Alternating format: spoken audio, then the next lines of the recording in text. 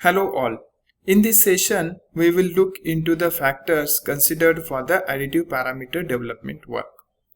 First, going into the details of the LPPA process, as you have already learned, it is a layer by layer manufacturing process. I am not going into the details as it is already covered into the other session. But I am going into some details which are very important for the next session or next few slides. It involves selectively heating a thin layer of a fine metal powder with a moving focused laser, causing it to melt and then solidify. This intense localized heating affects not just the metal that solidifies to form the part, but the melt pool also emits a hot, high-speed vapor plume that cools to form a fine mist of metal condensate nanoparticles. In addition, larger irregular spatter particles are ejected from the rolling melt pool. Both of these condensate and spatter will affect the laser interaction with the powder and cause the defect generation. Also, with its melting and remelting of fine powder size in micron length and time scale lead to high cooling rates of 10⁻³ to 10⁻⁶ degrees centigrade per second, and a very different metallurgical response to processing and solidification can be seen, triggering metallurgical defects which jeopardize mechanical properties. Going into the details of the LPPA parameter, here I categorized some important parameters into different heads. These parameters need to be developed or decided during any new development work. Parameter to the laser beam are the laser diameter, laser power and laser speed. Parameters categorized under the head of H-G is the layer thickness, hatch distance, stripe width, rotation angle, skywriting and time homogenization.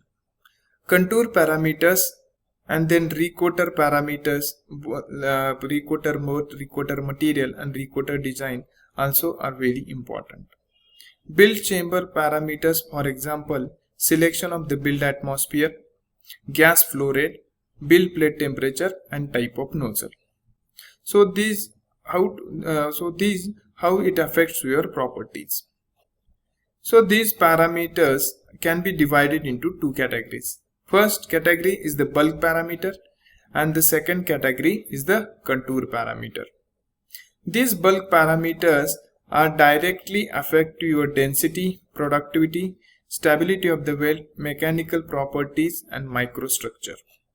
Whereas contour parameters affect to surface quality, minimum thickness and fatigue properties. During the parameter development, there will always be some trade-off between these different properties. For example, if you need productivity, you may need to compromise on the mechanical properties. Same with the surface quality. If you need good quality surface finish in as-built condition, you need to compromise on the productivity. So your aim should be clear while developing the parameters. So this is regarding the parameters, and next slide is on the important considerations for the material selection.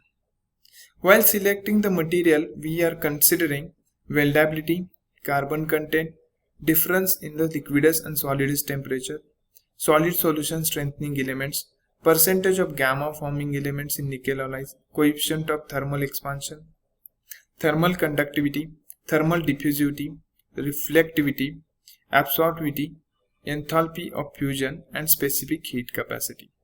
So why we are considering this? Because weldability is one criteria which we are considering, because LPPA process is nothing but a welding process at micron level. It is very close to the welding technology. So those steels having problem associated with the weld, hot cracking of weld, will also face problems during the additive manufacturing. As cooling rates are very high and magnitude is of 10⁻⁴ to 5, so welding with a higher cooling rate should be taken into considerations. If the material is suitable for such a welding, it is suitable for SLM as well. This is the part showing the nickel alloys weldability. Below this red line, alloys are easy to weld and well established in AM industry. But above this line, red line, these are the some alloys which are difficult to weld due to their cracking tendency and because of the complex metallurgy phenomena. These are the alloys difficult to weld but not impossible. So major work is going on these alloys for bringing it into the AM bucket. We are also working on the CM247 alloy and is very near to the completion of the development work. So next consideration is the carbon content.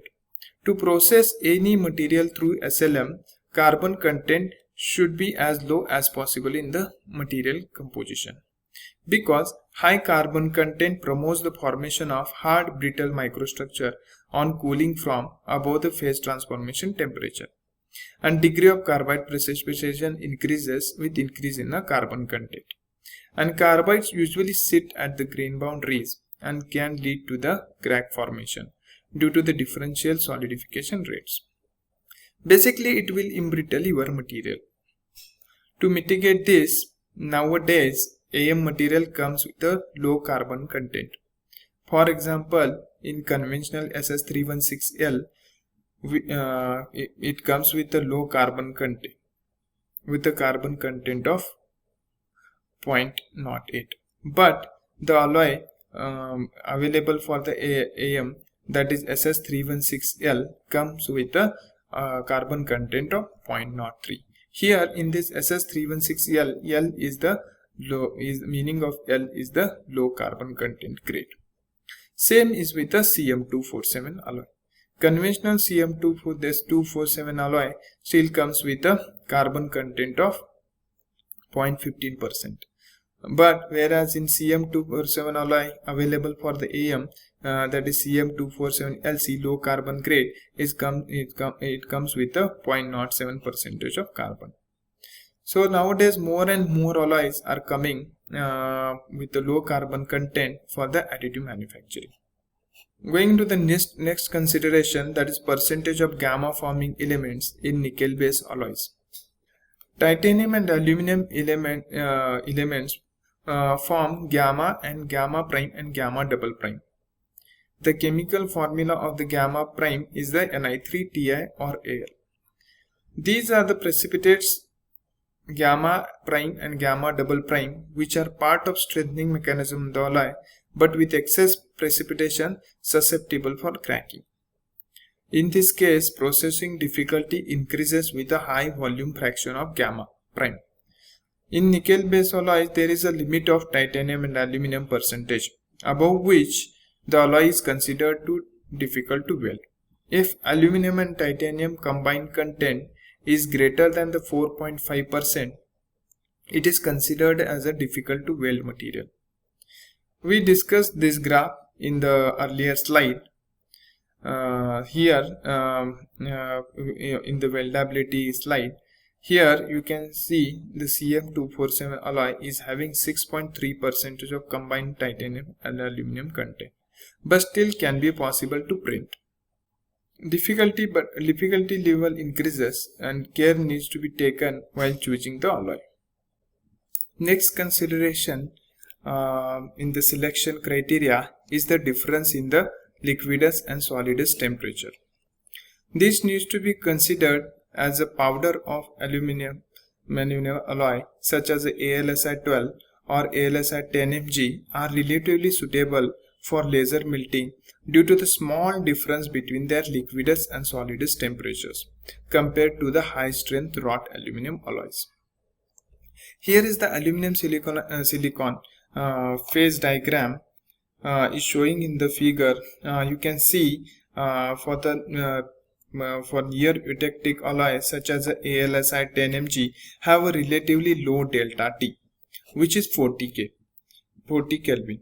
So ALSI10Mg can be possible to process with LPBF, whereas AL6061 has a relatively large delta T and around 70 Kelvin, and difficult to process through the LPBF, which is further increased by non-equilibrium solidification and fast cooling rates in a DMLS. So what happens if the delta T is higher? A large delta T results in a greater chance of hot tearing because less liquid is available for the interdendritic feeding when the material reaches to the solidus or eutectic temperature. So we'll look into the interdendritic feeding. So we have considered the melting aspects. So far we have considered the melting aspects of the LPBF process and their effect on the part density. Now we will look into the solidification process that is most critical to establishing the performance characteristics of the metal component, because solidification defines microstructure and which in turn drives mechanical properties. Many alloys are complex and can exist in multiple phases at different temperatures and compositions. And so the solidification does not happen all at once. Relatively little heat is lost into the neighboring unmelted powder or via radiation into the chamber. As the molten metal cools, the outer region of the melt pool falls below the liquidus temperature, and one or more phase of the alloy will start to solidify. The remaining liquid phases are trapped between these primary dendritic fronts, only solidifying once their lower melting points are reached. Opposing cellular dendritic growth fronts from the individual grain boundaries where the remaining liquid phases can also accumulate. The cooling process places strain on these cellular and grain boundary regions, which can result in an unwelcome porosity through a process known as a hot tearing or solidification crack in some materials. This is a worst where there is a large difference between the temperature at which the different phases solidify. So that's why we are considering this delta T difference in the T liquidus and T solidus temperature as an important selection criteria for the metal A. Next consideration in the list is the amount of solid solution strengthening elements. When the atoms of the base metal, that is solvent, and the alloying element which is a solute completely dissolve in each other and become an integral part of the solid phase of an alloy, the resulting phase is called as a solid solution. There are two types of the solid solution. One is a substitutional solid solution and the second is a interstitial solid solutions.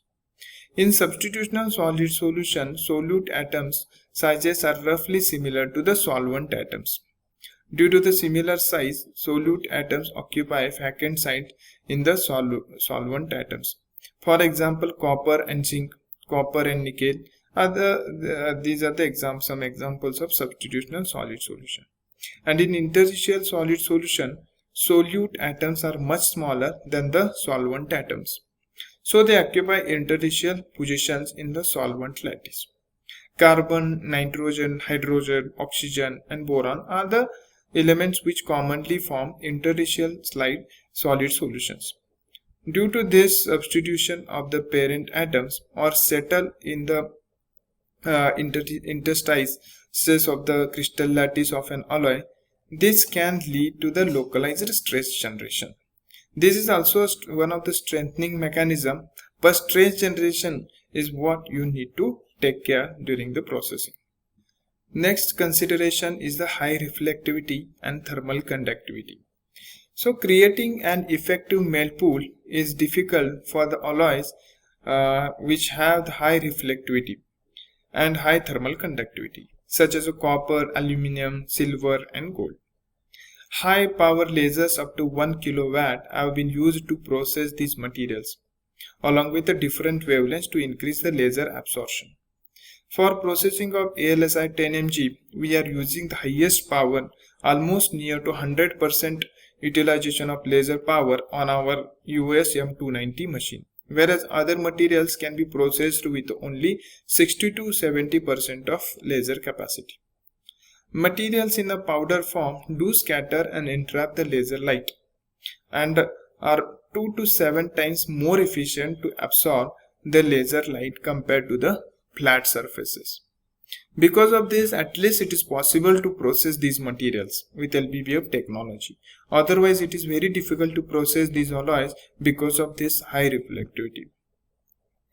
So these are some of the important consideration factors we have seen in this session, which will guide you for the right material selection for the AM, and what are the difficulty levels, and with the difficulty levels with the different types of the materials we'll get to know, and maybe you will be prepared for the same.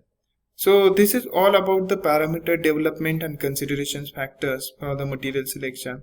In the next session, we will go into the details of the common defects in LPBS and what mitigation strategies can be used to remove these common defects or to mitigate these common defects. Thank you for attending the session.